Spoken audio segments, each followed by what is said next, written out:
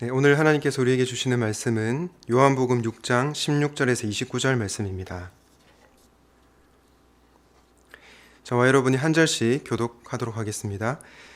저물매 제자들이 바다에 내려가서 배를 타고 바다를 건너 가버나움으로 가는데 이미 어두웠고 예수는 아직 그들에게 오시지 아니하셨더니 큰 바람이 불어 파도가 일어나더라. 제자들이 노를 저어 시별이쯤 가다가 예수께서 바다 위로 걸어 배에 가까이 오심을 보고 두려워하거늘 이르시되 내니 두려워하지 말라 하신대 이에 기뻐서 배로 영접하니 배는 곧 그들이 가려던 땅에 이르렀더라. 이튿날 바다 건너편에 서 있던 무리가 배 한 척 외에 다른 배가 거기 없는 것과 또 어제 예수께서 제자들과 함께 그 배에 오르지 아니하시고 제자들만 가는 것을 보았더니 그러나 디베라에서 배들이 주께서 축사하신 후 여럿이 떡 먹던 그곳에 가까이 왔더라. 무리가 거기에 예수도 안 계시고 제자들도 없음을 보고 곧 배들을 타고 예수를 찾으러 가버나움으로 가서 바다 건너편에서 만나 랍비여 언제 여기 오셨나이까 하니 예수께서 대답하여 이르시되 내가 진실로 진실로 너희에게 이르노니 너희가 나를 찾는 것은 표적을 본 까닭이 아니요 떡을 먹고 배부른 까닭이로다.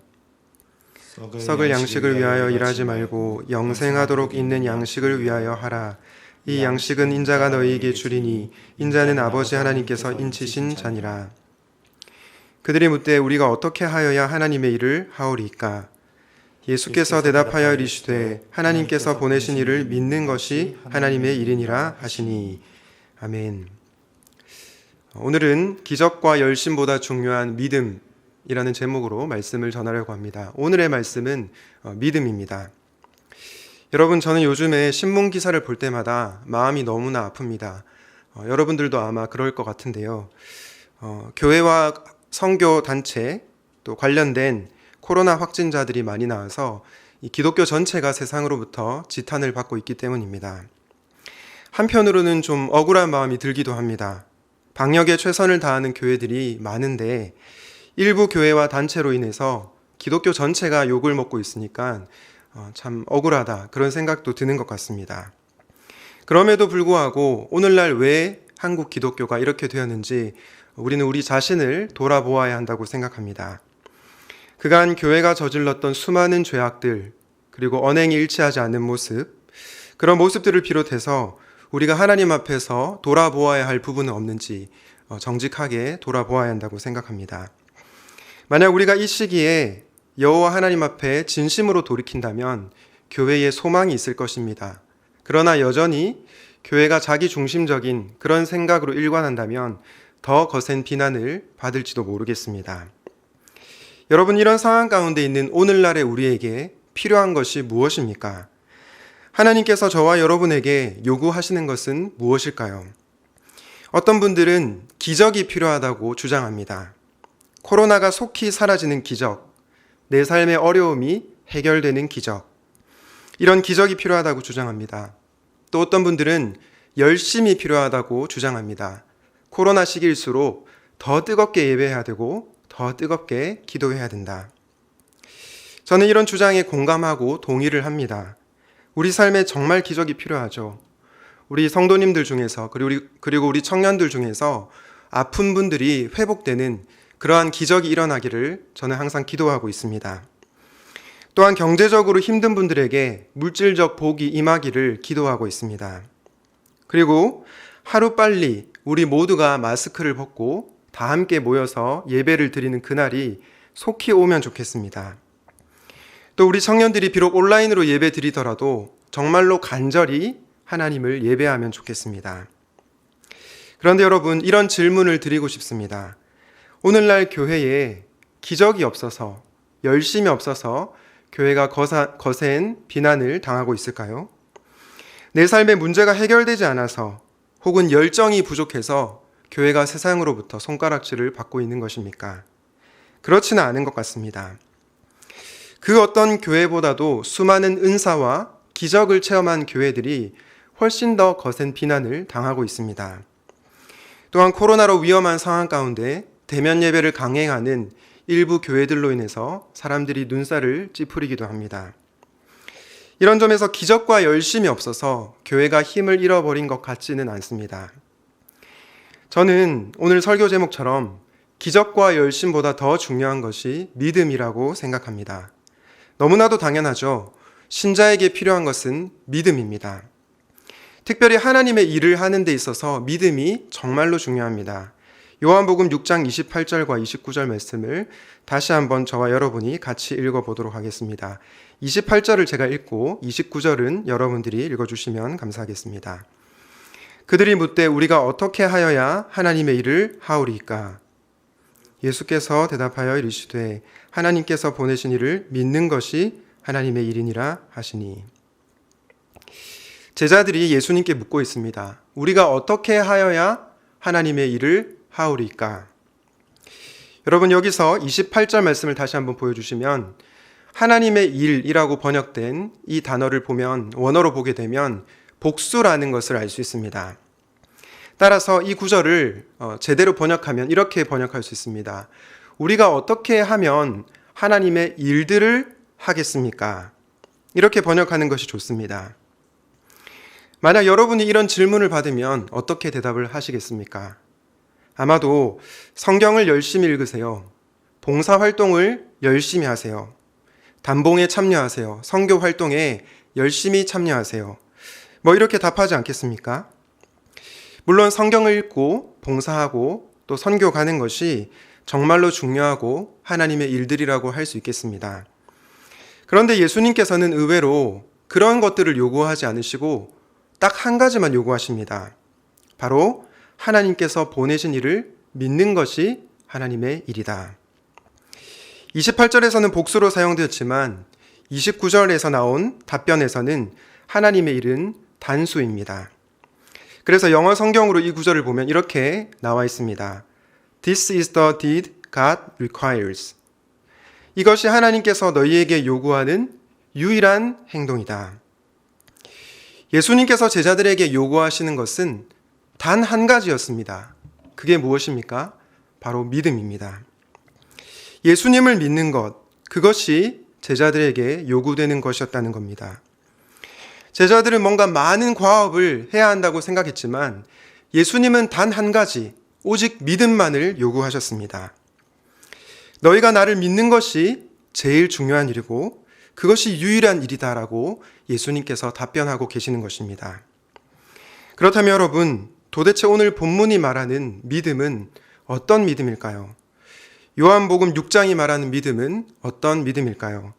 오늘 이 본문을 통해서 성경이 말하는 믿음이 무엇인지를 알고 믿음대로 살아가는 저와 여러분이 되시기를 간절히 바랍니다. 첫 번째 믿음은 내가 아닌 예수님을 의지하는 믿음입니다. 요한복음 6장 16절에서 29절은 크게 두 단락으로 나눌 수가 있는데요. 첫 번째 단락은 요한복음 6장 16절에서 21절이고 두 번째 단락은 22절부터 29절로 나눌 수 있습니다. 그런데 첫 번째 단락인 요한복음 6장 16절에서 21절에 어떤 내용이 나옵니까? 바로 예수님께서 물 위를 걷고 계십니다. 그리고 요한복음에 나오지 않지만 병행 본문인 마태복음의 기록에 따르면 예수님께서 배에 오르시자 풍랑이 그쳤다라고 기록되어 있습니다. 한마디로 요한복음 6장 16절에서 21절 이 본문은 기적 본문입니다. 그렇다면 여러분, 이 본문은 예수님을 믿으면 놀라운 기적이 일어난다. 그것을 우리에게 말해주고 있는 것일까요? 예수님을 믿으면 물 위도 이렇게 걸을 수 있고 그리고 또 인생의 모든 풍랑이 잠잠케 된다는 것을 요한복음이 말하고 있는 것일까요? 물론 예수님은 마음만 먹으면 모든 것을 다 하실 수 있습니다. 물 위를 걸으실 수도 있고요. 우리 인생의 풍랑을 다 해결해 주실 수도 있습니다. 그러나 오늘 요한복음이 말하는 핵심은 그것이 아닌 것 같습니다. 도대체 이 본문은 우리에게 무엇을 말씀해 주고 있습니까? 이걸 알기 위해서 우리는 이 본문에 등장하는 인물과 장소에 대해서 좀 이해할 필요가 있습니다. 본문에 등장하는 제자들은 누구입니까? 갈릴리 바다의 어부 출신입니다. 또한 이 기적이 일어난 장소는 어부 출신인 그들에게 아주 익숙한 장소인 갈릴리 바다입니다. 스포츠 선수로 치면요, 그들은 지금 홈그라운드에서 경기를 하고 있는 것입니다. 이런 익숙한 장소에서 그들은 자신의 힘으로 모든 것을 컨트롤할 수 있다고 믿었을 것입니다. 그런데 그런 현장에 어떤 일이 벌어지고 있습니까? 큰 풍랑이 일어나죠. 병행본문이 마태복음 14장 24절에 따르면 바람이 거슬림으로 물결을 인하여 고난을 당했다라고 기록되어 있습니다. 한마디로 제자들 자신의 힘으로 감당할 수 없는 시련이 찾아온 것입니다. 제자들은 당황했을 것입니다. 도대체 이 거센 풍랑은 뭐지? 이전에 경험하지 못했던 풍랑인데 어떻게 감당할 수 있지? 이런 당혹감과 두려움이 찾아왔을 것입니다. 바다의 거친 삶에서 잔뼈가 굵은 자들이었지만 도무지 해결할 수 없는 그 큰 풍랑 앞에서 어떻게 해야 할지 무력감을 느끼게 되었을 것입니다. 아무리 노력해도 되지 않는 자신의 한계를 절절하게 느꼈을 것입니다. 그때 예수님께서 요한복음 6장 19절 20절에서 이렇게 말씀하십니다. 제자들이 노를 저어 시별이쯤 가다가 예수께서 바다 위로 걸어 배에 가까이 오심을 보고 두려워하거늘 이르시되 내니 두려워하지 말라. 제자들은 자기들에게 다가오시는 예수님을 몰라봤습니다. 아마도 예수님을 유령으로 착각했던 것 같습니다. 그때 예수님께서 말씀하십니다. 내니 두려워하지 말라. 여러분이 요한복음 6장 20절에 내니라는 표현은 굉장히 중요한 표현인데요. 헬라어로 에고 에이미라고 합니다. 요한복음에서 이 표현은 예수님의 신적인 정체성을 드러내는 표현입니다. 쉽게 말해서 내니 이 말은 나는 전능한 하나님이다 이런 뜻이 있는 것입니다. 여러분 이것이 바로 제자들이 큰 시련을 겪음에도 불구하고 큰 풍랑을 만났음에도 불구하고 두려워하지 않을 수 있는 이유입니다. 주 안에서 사랑하는 여러분, 우리가 믿는 예수님은 어떤 분이십니까? 그분은 그저 우리의 좋은 친구가 아닙니다. 물론 친구가 맞지만 그 정도가 아닙니다. 그냥 우리의 마음을 이해해주고 공감해주는 상담가 정도가 아닙니다. 예수님은 전능하신 하나님이십니다. 우리에게 전능하신 하나님이신 이 예수님에 대한 믿음이 있을 때 우리는 믿음의 삶을 살아갈 수 있고 그분을 더욱더 의지할 수 있습니다. 누가복음 5장 말씀 잘 기억하시죠? 시몬 베드로를 포함한 어부들이 밤이 새도록 고기를 잡으려 했지만 단 한 마리의 고기도 잡지 못했습니다. 그때 예수님께서 베드로에게 저기 깊은 데로 가서 그물을 내려보아라 이렇게 말씀하셨죠. 베드로는 말씀에 의지해서 깊은 데로 가서 그물을 내렸고 그물이 찢어질 정도로 수많은 물고기를 잡았습니다. 베드로는 그때 알아보았습니다. 예수님께서 전능하신 하나님이시구나. 그래서 그는 이렇게 고백합니다. 주여 나를 떠나소서 나는 죄인이로소이다. 피조물인 인간이 전능하신 하나님 앞에 섰을 때 압도당해서 할 수밖에 없는 고백입니다.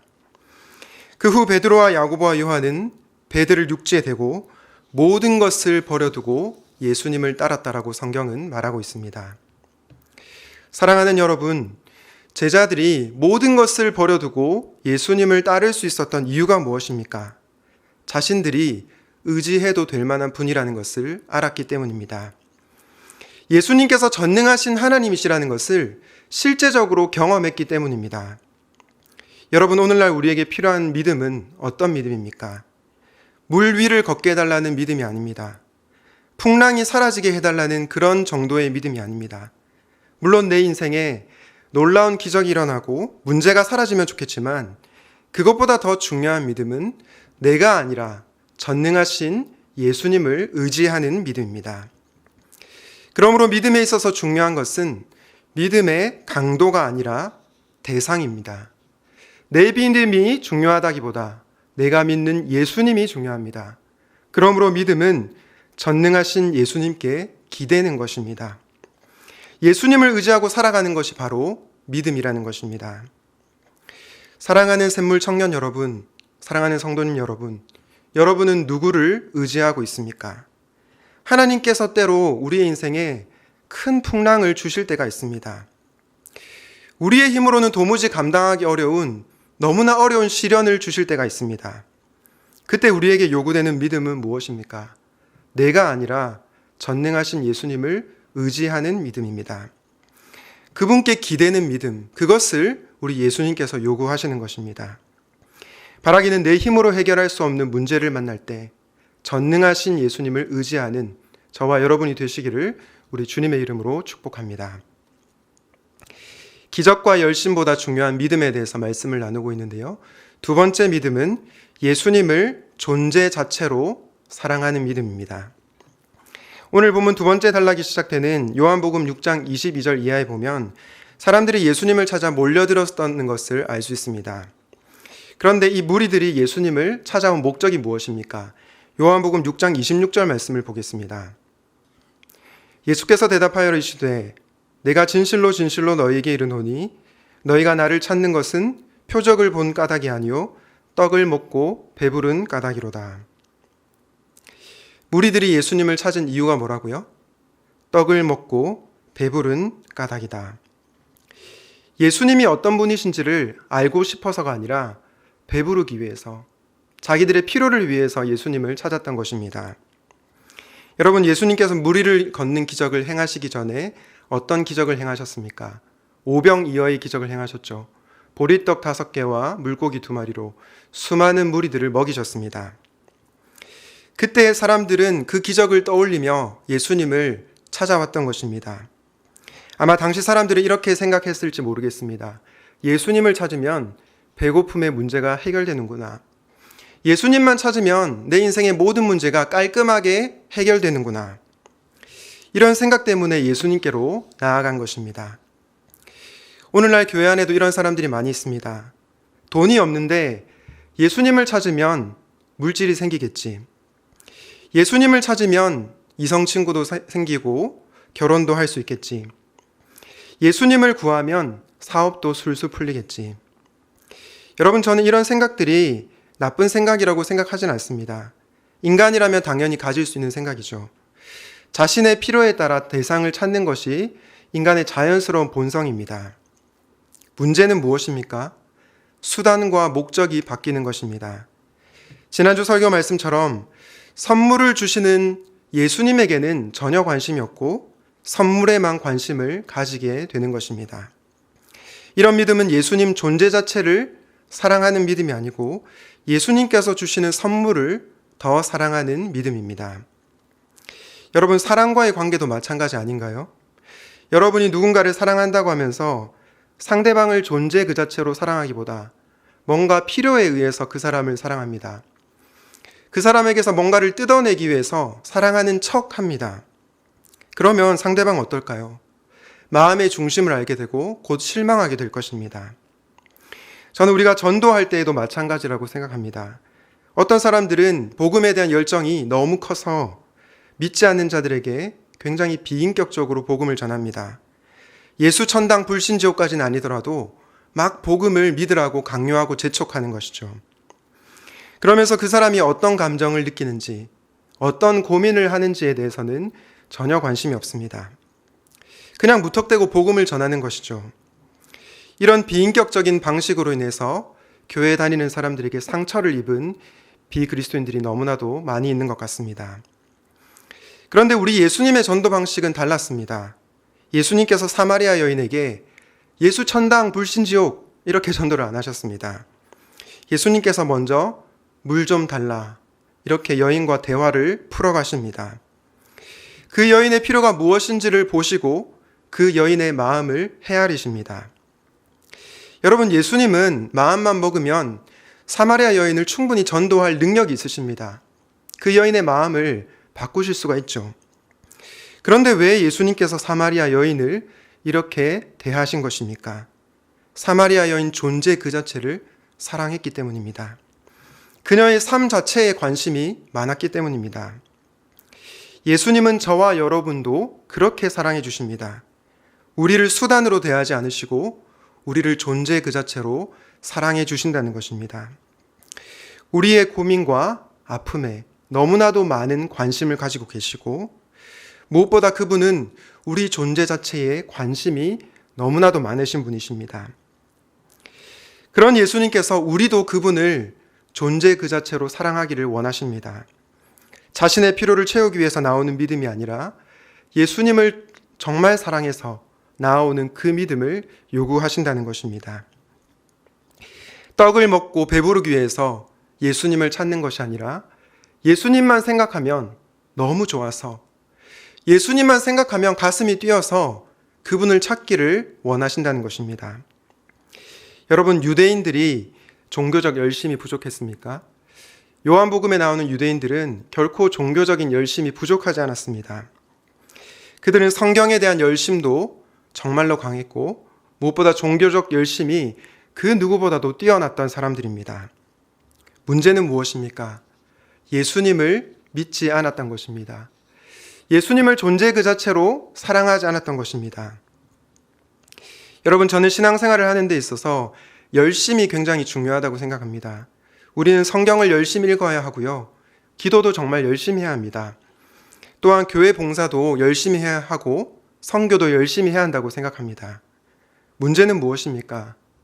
도대체 무엇을 위한 열심인가 하는 것입니다. 정말로 주님을 위한 열심인가? 아니면 나의 성공을 위한 열심인가 하는 것입니다.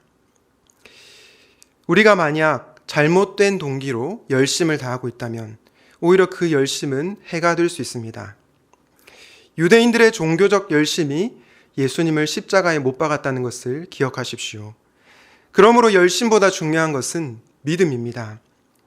그리고 이 믿음은 예수님께 뭔가를 얻어내기 위해서 찾는 믿음이 아니라 예수님 존재 자체를 사랑해서 나오는 믿음을 말합니다. 저는 하나님께서 우리 청년 공동체와 샘물교회에 은혜를 주셔서 우리 교회가 양적으로 성장하기를 간절히 바랍니다. 그런데 하나님께서 그것보다 더 바라시는 것이 있는데, 그것은 이곳에 계신 여러분들이 예수님을 존재 그 자체로 사랑하는 사람들이 되는 것입니다. 오늘날의 교회가 힘을 잃게 된 이유는 무리들이 없어서가 아닙니다. 제자들이 없기 때문입니다. 교회 안에 떡을 먹고 배부르기 위해서 나오는 무리들은 많은데 예수님을 존재 자체로 사랑하는 제자들이 없기에 교회가 힘을 잃게 된 것입니다. 주 안에서 사랑하는 여러분, 열심도 좋은데 믿음을 가질 수 있기 바랍니다. 떡을 먹고 배부르기 위해서 그분을 찾는 믿음이 아니라 예수님을 존재 자체로 사랑하는 믿음을 가질 수 있기를 바랍니다. 바라기는 샘물교회의 청년들과 우리 성도님들이 예수님을 존재 자체로 사랑하는 믿음을 가지고 살아가시기를 우리 주님의 이름으로 축원드립니다. 마지막 기적과 열심보다 중요한 믿음은 어떤 믿음일까요? 바로 지금 이곳에서 영생을 누리는 믿음입니다. 지금 이곳에서 영생을 누리는 믿음을 우리 예수님께서 요구하십니다. 요한복음 6장 27절 말씀을 저와 여러분이 함께 읽어보도록 하겠습니다. 시작. 썩을 양식을 위하여 일하지 말고 영생하도록 있는 양식을 위하여 하라. 이 양식은 인자가 너희에게 주리니 인자는 아버지 하나님께서 인치신 자니라. 요한복음 6장 27절에 보니까 썩을 양식을 위하여 일하지 말고 영생하도록 있는 양식을 위하여 하라. 여러분, 이 말이 무슨 말일까요? 일상의 삶은 내팽개치고 종교적인 활동만 하라는 것입니까? 다니던 직장 그만두고 신학교에 가라는 말입니까? 그런 의미는 아닙니다. 이 말은 일시적인 것에 만족을 누리지 말고 영원한 것에 만족을 누리라는 뜻입니다. 좀 더 쉽게 말하면 영원한 생명이신 부활이신 예수님을 기뻐하고 즐거워하라는 것입니다. 여러분, 어떤 사람들은 영생이라고 하면 우리가 죽어서 가는 천국을 떠올릴 것입니다. 그래서 죄 많은 이 세상, 우리가 살고 있는 이 땅에서는 결코 행복할 수 없고 불행만 느끼고 고통스럽게만 살다가 나중에 죽어서 천국 가면 행복해지겠지, 이런 생각을 하고 살아갑니다. 그런데 여러분, 요한복음이 말하는 영생은 그런 개념이 아닙니다. 요한복음 17장 3절 말씀을 한번 보겠습니다. 영생은 곧 유일하신 참 하나님과 그가 보내신 자 예수 그리스도를 아는 것이니이다. 영생이 무엇이라고요? 유일하신 참 하나님과 예수님을 아는 것이다라고 얘기합니다.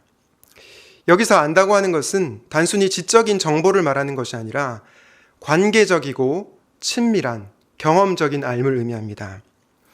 부활이요 생명이신 예수님과 사귀는 것, 교제하는 것이 바로 영생이라는 것입니다. 그렇다면 우리는 지금 당장이라도 영생의 기쁨을 누릴 수가 있는 것입니다. 내 영혼이 은총 입어라는 찬양을 잘 아시죠? 제가 굉장히 좋아하는 찬양인데요. 그 찬양의 가사에 보면 초막이나 궁궐이나 내 주 예수 모신 곳이 그 어디나 하늘나라라고 얘기하고 있습니다. 우리가 어떤 곳에 있든지 우리가 무엇을 하든지 예수님을 믿은 그곳이 하나님 나라요 영생이라는 것입니다. 여러분, 오늘날 많은 현대인들이 자기의 삶에서 만족할 줄을 모릅니다. 왜 그렇겠습니까? 영원한 것에서 만족을 누리지 않고 일시적인 것에서 만족을 누리려고 하기 때문입니다. 돈, 성공, 사람들의 인정, 이성 친구, 이런 것들의 만족을 누리려고 하기 때문입니다. 물론 이것들이 나쁜 것은 아닙니다. 그러나 결코 우리의 근원적인 갈망을 채울 수가 없습니다. 오직 예수님만이 우리의 근원적인 갈망을 채우실 수 있는 유일한 분이십니다. 왜냐하면 요한복음 6장 35절에 따르면 생명의 떡이신 예수님만이 우리를 영원히 목마르지 않게 하시기 때문입니다.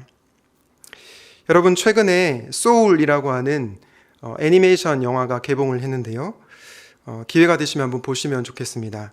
이 영화에 조라고 하는 음악 선생님이 나오는데요. 그는 학교에서 학생들에게 음악을 가르치지만 뭔가 자신의 삶에 만족할 줄을 모릅니다.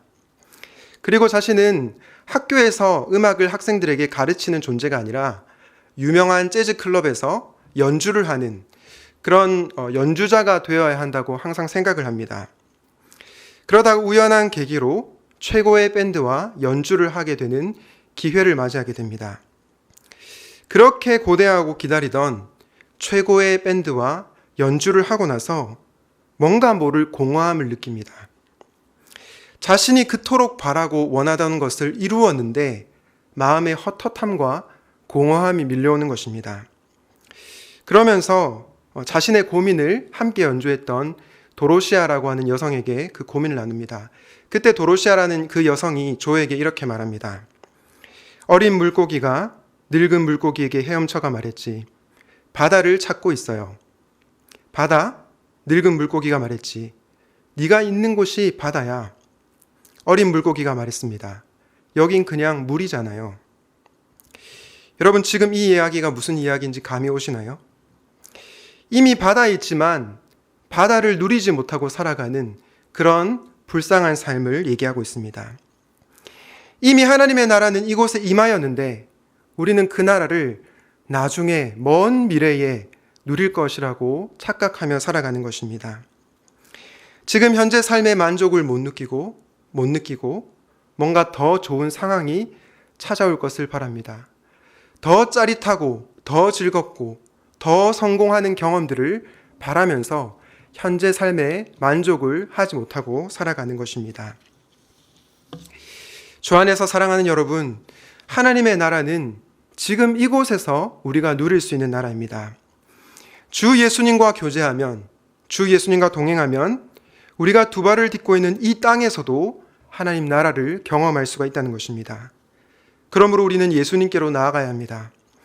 그분과 한 번만 교제하는 것이 아니라 지속적으로 교제를 맺어야 합니다. 앞서 우리가 어떻게 해야 하나님의 일을 할 수 있겠습니까? 그 제자들의 질문에 예수님께서 나를 믿는 것이 하나님의 일이다라고 답변하시는 것을 보았습니다. 그런데 여기서 믿는다고 할 때 동사는 현재형입니다. 먼 미래에 예수님을 믿는 것이 아니고 지금 이 순간 예수님을 믿고 예수님과 교제하는 것을 뜻합니다. 그게 바로 썩을 양식을 위해서 살아가는 삶이 아니라 영생하도록 있는 양식을 위한 삶이라는 것입니다. 비록 내 삶에 기적이 일어나지 않는다고 하더라도, 비록 떡의 문제가 해결되지 않는다고 하더라도, 만약 우리가 예수님을 믿고 그분과 교제하고 그분 안에 충만히 임하는 것을 경험할 때 우리는 놀라운 평안과 기쁨을 경험하게 될 것입니다. 이 사실을 믿음으로 받고 예수님께로 나올 수 있기 바랍니다. 오늘날 수많은 사람들이 행복을 위해 이 세상의 것들을 많이 추구하며 살아갑니다. 그러나 정작 자기 현재 삶에 만족할 줄 모릅니다. 끊임없이 타는 목마름으로 무언가를 갈구하고 살지만 늘 불안과 두려움에 빠져 살아갑니다. 왜 그렇습니까?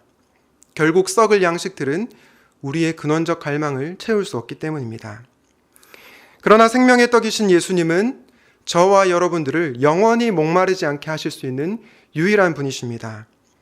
세상이 주는 기쁨은 빼앗길 수 있는 기쁨입니다. 돈도 사라지고 건강도 사라지고 인간관계도 깨어질 수 있습니다. 그러나 예수님이 주시는 기쁨은 결코 깨어질 수 없는, 세상이 빼앗을 수 없는 기쁨입니다. 그러므로 우리가 예수님께로 나아가 그분과 지속적으로 교제할 때 우리는 주님이 주시는 세상이 이해할 수 없는 놀라운 평안을 경험하게 될 것이라는 것입니다. 그리고 먼 미래가 아니라 지금 현재 하나님 나라의 은혜를 누리고 살게 될 것입니다. 말씀을 정리하겠습니다. 내 삶에 기적이 일어나는 것도 중요하고 신앙에 있어서 열심도 중요합니다. 제가 이것을 부정하는 것이 아닙니다. 그러나 기적과 열심보다 더 중요한 것은 믿음입니다. 그렇기 때문에 예수님은 제자들에게 딱 한 가지, 오직 믿음만을 요구하셨습니다. 그 믿음은 어떤 믿음입니까? 내가 아닌 전능하신 예수님을 의지하는 믿음이었고 예수님 존재 그 자체를 사랑하는 믿음이었으며 지금 이곳에서 영생을 누리는 믿음이었습니다. 여러분, 내 힘으로 해결하기 어려운 문제를 만났습니까? 그렇다면 전능하신 예수님께 기대십시오. 그분께 나의 어려움을 얘기하고 예수님을 전적으로 의지하십시오. 또한 떡을 먹고 배부르기 위해서 예수님을 찾는 것을 넘어서 예수님을 존재 그 자체로 사랑하십시오. 나아가 예수님과 지속적으로 교제함으로 지금 이곳에서 영생의 기쁨을 누리는 저와 여러분이 되시면 좋겠습니다. 이번 한 주도 이런 믿음으로 살아가는 저와 여러분이 되시기를 우리 주님의 이름으로 축원드립니다. 아멘. 함께 우리 세상 흔들리고 찬양하도록 하겠습니다.